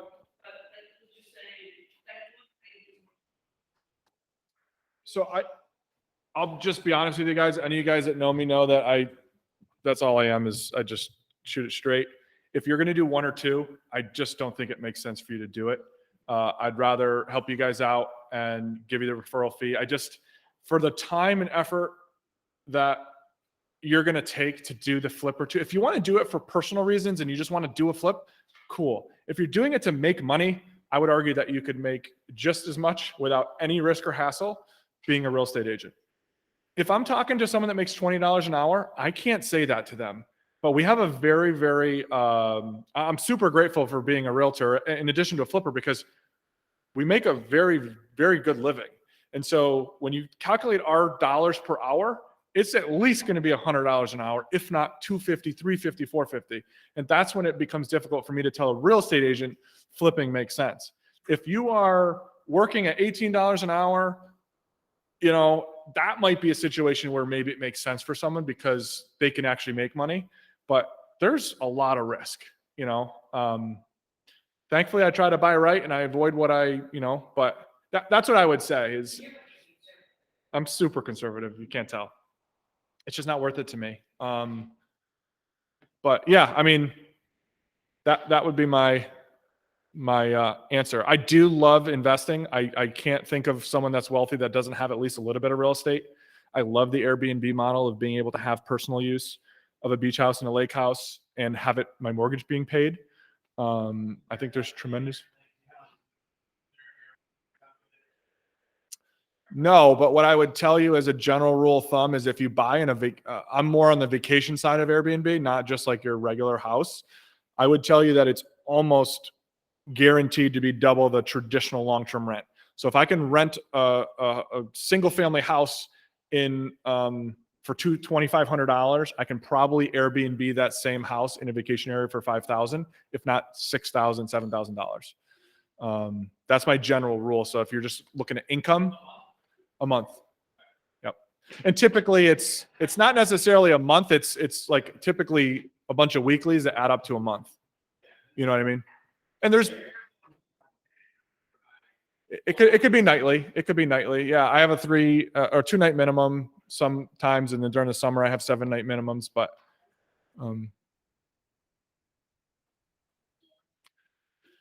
so to Kim's point about being conservative in a blue state, right now I don't have anyone over 30 days because after 30 days, they become a long-term tenant and they have tenant rights. I don't want tenant rights. That's why I do Airbnb. So it also gets you away from the lead law too. So anything under 30 days is considered short-term. So you don't have to de-lead the property, which is kind of a cool bonus as well. So I am toying with making this Long Meadow house some sort of corporate housing or made available to the agents for a buy-sell situation where they need something. But I'm still trying to figure that out because the market's so hot. It might just make sense to dump it. But at the end of the day, I know I'm going to look back in 20 years and say, I wish I kept more property, but we'll see. Cool. Awesome.